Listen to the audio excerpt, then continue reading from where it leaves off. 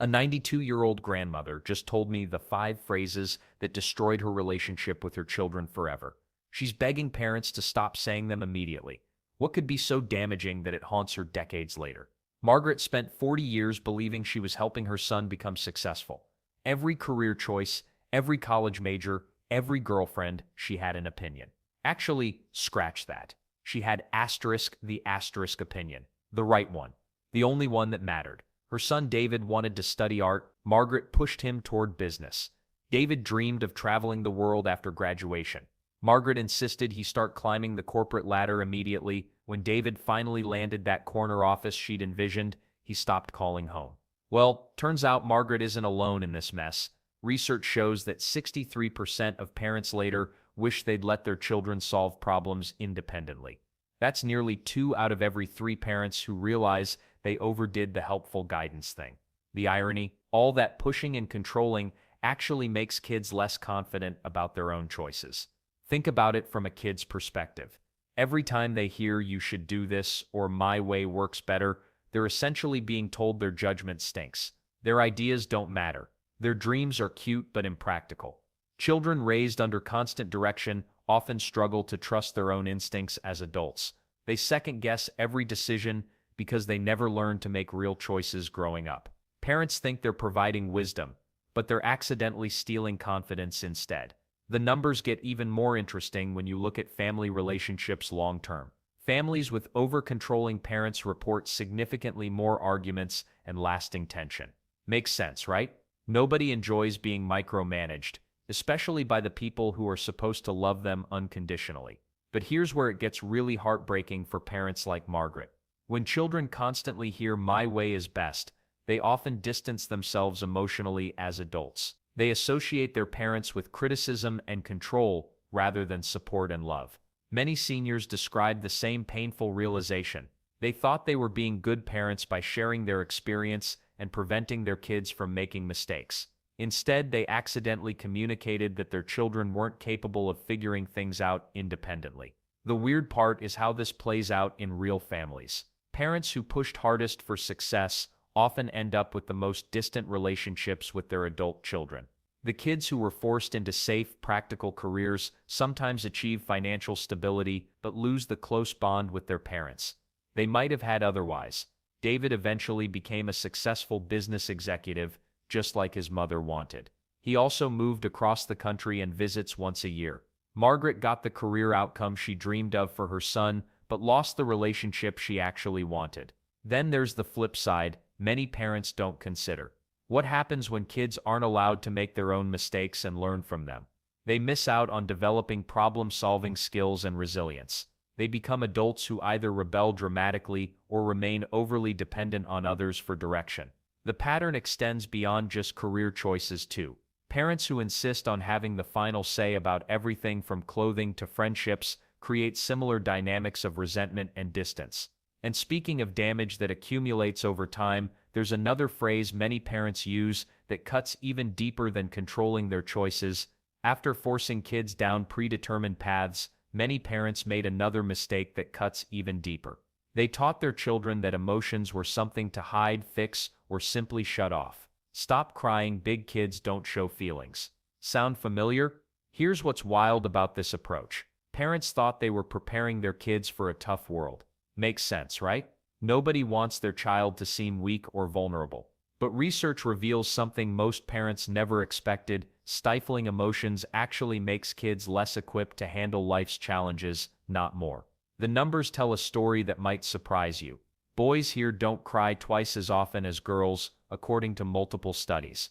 That's not exactly shocking news, but here's the kicker. Those same boys grow up struggling with anxiety at much higher rates than previous generations. Turns out, blocking emotions doesn't make them disappear. It just forces them underground where they cause real damage. Well, what happens when a 7-year-old scrapes their knee and gets told to toughen up? They learn that their feelings don't matter. When a 10-year-old feels scared about starting middle school and hears there's nothing to be afraid of, they discover that fear is something shameful. These moments pile up like stones in a backpack. Then there's the long-term impact that nobody talks about. Teenagers who learned early that emotions were inconvenient or embarrassing become adults who can't ask for help. They've spent years practicing emotional shutdown. When depression hits, when anxiety spirals, when relationships crumble, they don't reach out. They just suffer in silence because that's what strong people do. Let's not forget the parents themselves in this equation. Seniors today often describe a painful realization.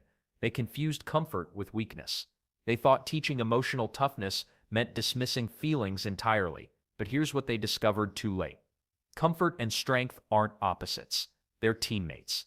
And the weird part is, emotional suppression backfires in the most obvious way. Kids who aren't allowed to express sadness, fear, or frustration don't become emotionally stable. They become emotional time bombs. Those feelings have to go somewhere, and they usually explode during the teenage years when stakes feel highest and communication feels impossible. Studies consistently show that children who receive emotional validation develop better coping skills, stronger relationships, and higher resilience. They're not more fragile, they're more capable. They learn that feelings are information, not character flaws. Many parents today realize they accidentally created emotional distance when they meant to build emotional strength. Their adult children struggle to share vulnerabilities, celebrate victories, or simply connect on a deeper level. The very toughness they tried to instill became a wall between them and their kids. But emotional dismissal wasn't the only way parents unintentionally damaged relationships with their children. Even more common was a phrase that seemed harmless in busy moments but left lasting scars on young hearts, desperately seeking connection and attention. We talked about crushing dreams and shutting down emotions, but here's something that might sting even more. The simple phrase that made kids feel invisible in their own homes. "I'm too busy right now." 4 words. Seems harmless, right? Well, nearly 1 in 3 seniors today wish they could take those words back. They remember saying them over and over, brushing off their children's attempts to connect. The thing is, kids don't understand adult schedules. They just know mom or dad doesn't want to listen. Sarah, now 68, still gets emotional talking about it. Her daughter would run up after school, bursting with stories about her day. "Not now, honey, I'm making dinner." The excitement would drain from her daughter's face instantly. Years later, Sarah realized something heartbreaking. Her daughter stopped trying to share altogether. Research backs this up. Children remember missed conversations way more than missed gifts. That expensive toy you bought to make up for lost time, they probably forgot about it. But that moment when they needed to talk and you were too busy, that sticks. Let's not forget how this plays out in real time. Kids live in the moment. When something exciting or scary happens, they want to share it immediately. Telling them to wait is like asking them to bottle up lightning. By the time you're not busy, the moment has passed. The magic is gone. Then there's the trust factor. Every "not now" chips away at something precious. Children start thinking their thoughts aren't important enough to interrupt adult business. They begin ranking themselves below work emails, phone calls, and household chores. Makes sense that they'd eventually stop trying, right? The stats get worse.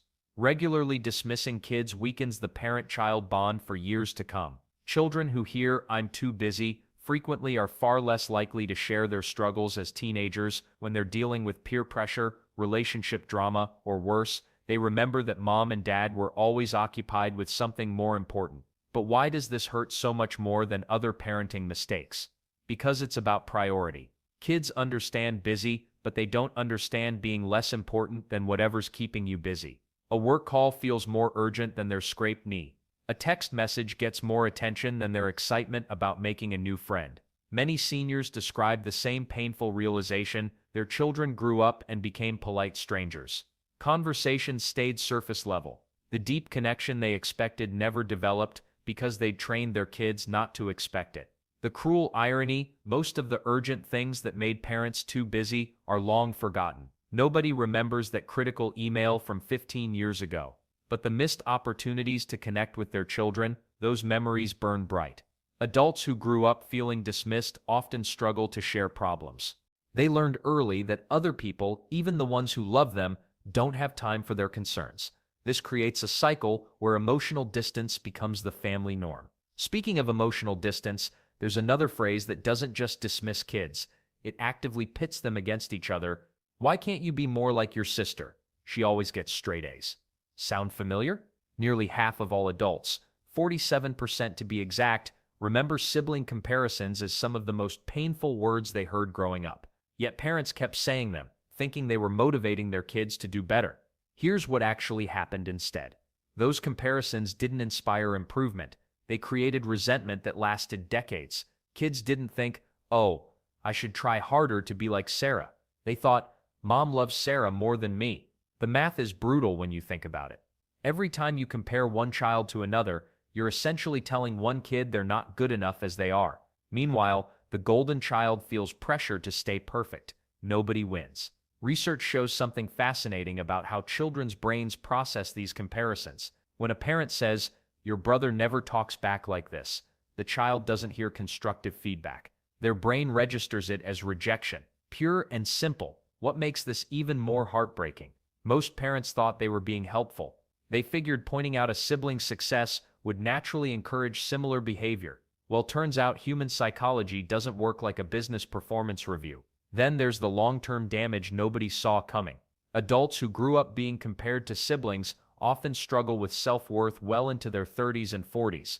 Some distance themselves from family gatherings entirely, just to avoid feeling like the disappointing child all over again. The sibling who got praised constantly. They face their own challenges. Many develop anxiety about maintaining their favorite status. Others feel guilty about the preferential treatment they received. Family dynamics get twisted in ways that take years to untangle. Seniors today frequently express deep regret about these comparisons. One grandmother recently shared how she constantly compared her youngest son to his older brother throughout childhood.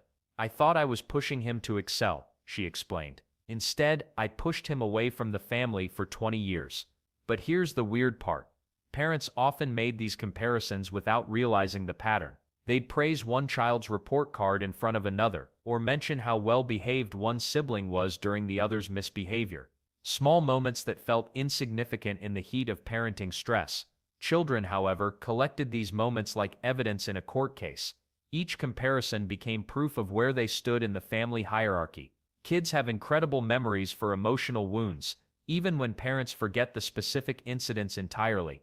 The unintentional favoritism cut deepest of all. When parents consistently held up one child as the example, it sent a clear message about who was valued more. Even decades later, those feelings of being second best can resurface during family interactions. Most parents never intended to create lasting hurt through these comparisons. They were simply trying to motivate better behavior or academic performance. Unfortunately, good intentions don't protect children from emotional damage. What's particularly tragic is how easily this pattern could have been avoided with different language choices. But changing deeply ingrained communication habits requires awareness that many parents lacked at the time. Speaking of communication patterns that seemed helpful but caused lasting harm, there's another phrase that shut down healthy dialogue entirely. Because I said so. 4 words that shut down every conversation faster than a teenager's bedroom door. Parents have been using this phrase for generations, thinking it establishes authority. What it actually establishes, a wall between you and your kid that gets thicker every time you say it. Here's what's fascinating about this phrase. It doesn't just end the current discussion. It teaches children that questions aren't welcome in your house. Research shows kids whose questions regularly went unanswered are 40% more likely to rebel during their teenage years. Makes sense, right? If you can't get answers through conversation, you'll find them through experimentation. Sarah, now 67, remembers the exact moment she realized her mistake. Her daughter asked why she couldn't sleep over at a friend's house. Because I said so, Sarah snapped, rushing to finish dinner. 20 years later, her daughter still makes major life decisions without consulting the family. She learned early that I wasn't interested in explaining myself, Sarah admits. Now she returns the favor. The weird part is how many parents think explanations will somehow weaken their authority. Actually, the opposite happens. Children who understand the reasoning behind rules are more likely to follow them voluntarily. They're also more likely to come to you when they're genuinely in trouble because they trust you'll have a real conversation instead of just issuing orders. Then there's the long-term damage most parents never see coming. Adults who grew up hearing "because I said so" often struggle with their own parenting decisions later. They either become overly permissive, desperately trying to be different from their parents, or they repeat the same authoritarian patterns. Neither extreme works particularly well. Let's not forget what children are actually asking for when they question your rules. They're not trying to undermine your authority, they're trying to understand their world. When a 10-year-old asks why they can't stay up late on school nights, they're genuinely curious about the connection between sleep and performance. When you shut that down with "because I said so," you're missing a golden opportunity to teach them about cause and effect. The most heartbreaking part? 73% of seniors surveyed said they regret not explaining family decisions to their children. They wish they'd taken those extra 30 seconds to say, "We can't afford it right now," or "I'm worried about your safety," instead of defaulting to authoritarian shortcuts. But here's the thing about explanations. They don't have to be complicated dissertations. A simple "I want you home by 10 because I worry when I don't know you're safe" works better than any "because I said so" ever will. It shows you respect their intelligence while still maintaining your boundaries. One father put it perfectly: "I realized I was raising my kids like little soldiers instead of future adults. Soldiers follow orders without question.